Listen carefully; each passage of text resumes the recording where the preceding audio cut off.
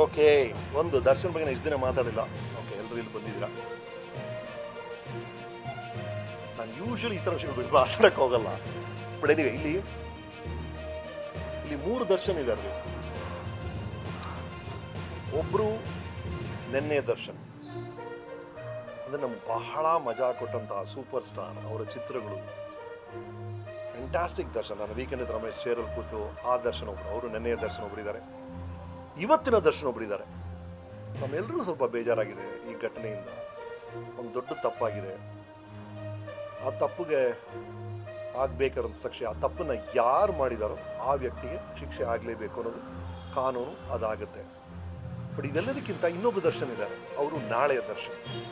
ಆ ನಾಳೆಯ ದರ್ಶನ್ ಇದ್ದಾರಲ್ಲ, ಓಕೆ, ಈ ಸಮಸ್ಯೆಯಿಂದ ಹೊರಬಂದಾಗ, ಅದಕ್ಕೇನಾದ್ರು ಶಿಕ್ಷೆ ಇದ್ದರೆ ಅದನ್ನು ಅನುಭವಿಸಿ ಹೊರಗೆ ಬಂದಾಗ ಆ ನಾಳೆಯ ದರ್ಶನ್ ಏನು ಮಾಡ್ತಾರೆ ಅನ್ನೋದು ಭಾಳ ಇಂಟ್ರೆಸ್ಟಿಂಗ್ ಇದೆ.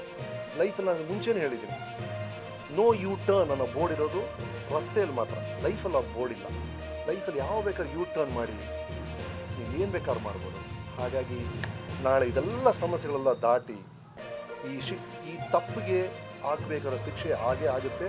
ಅದು ನಿಯಮ ಕೂಡ, ದಟ್ ಇಸ್ ಟ್ರೂ. ಬಟ್ ಇದೆಲ್ಲ ಆದಮೇಲೆ ಒಂದು ಚಾನ್ಸ್ ಇದೆ ಟು ಕರೆಕ್ಟ್ ಆ್ಯಂಡ್ ಆ ಒರಿಜಿನಲ್ ನೆನ್ನೆಯ ದರ್ಶನ ಮತ್ತೆ ನಮ್ಮ ಮನಸ್ಸಲ್ಲಿ ವಾಪಸ್ ಬರೋ ಥರ ಚಾನ್ಸಸ್ ಇರುತ್ತೆ. ಅದು ನಾಳೆ ಕಾದು ನೋಡೋಣ ಆ ದರ್ಶನ್ ಏನು ಮಾಡ್ತಾರೆ ಅನ್ನೋದೇ ನನಗೀಗ. ಬಟ್ ಇವತ್ತಿನ ಮಟ್ಟಿಗೆ ಇಸ್ರೇಲಿ ಪ್ರೈಮ್ ಮಿನಿಸ್ಟರ್ ಒಂದ್ಸಲ ತುಂಬ ಒಳ್ಳೆ ಮಾತು ಹೇಳಿದ್ರು. ಅವ್ರು ಹೇಳಿದ್ರು, ಆಗ I think it was Reagan US president ಆಗಿದ್ದರು. ಅವರು ನಾಜಿ ಕ್ಯಾಂಪ್ ನೋಡೋಕೆ ಹೋಗ್ಬಿಟ್ರು. ಇಸ್ರೇಲಿ ಪ್ರೈಮ್ ಮಿನಿಸ್ಟರ್, ಏನು ಸರ್ ನಿಮಗೆ ಗೊತ್ತಿರೋ ವ್ಯಕ್ತಿ ಇಂಥ ತಪ್ಪು ಮಾಡಿಬಿಟ್ಟಿದ್ದಾರೆ ಅಂತ. ಅವ್ರು ಹೇಳಿದ್ರು, ಗೊತ್ತಿರೋ ವ್ಯಕ್ತಿ ಒಂದು ತಪ್ಪು ಮಾಡಿದಾಗ ಗೊತ್ತಿರೋ ವ್ಯಕ್ತಿ ಆಗಿರ್ತಾನೆ, ಆ ತಪ್ಪು ತಪ್ಪಾಗಿರುತ್ತೆ.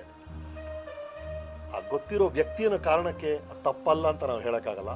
ಆ ತಪ್ಪು ಅಂತ ಒಂದೇ ಕಾರಣಕ್ಕೆ ನನಗೆ ಗತಿನೇ ಗೊತ್ತಿಲ್ಲ ಅಂತ ನಾನು ಹೇಳೋಕ್ಕಾಗಲ್ಲ ಅಂತ. ಆ ಥರ ಒಂದು ಬಹಳ ಇಕ್ಕಟ್ಟಾದ ಜಾಗದಲ್ಲಿ ಸಿಕ್ಕಾಕೊಂಡಿದ್ವಿ. So let's see. Okay, right.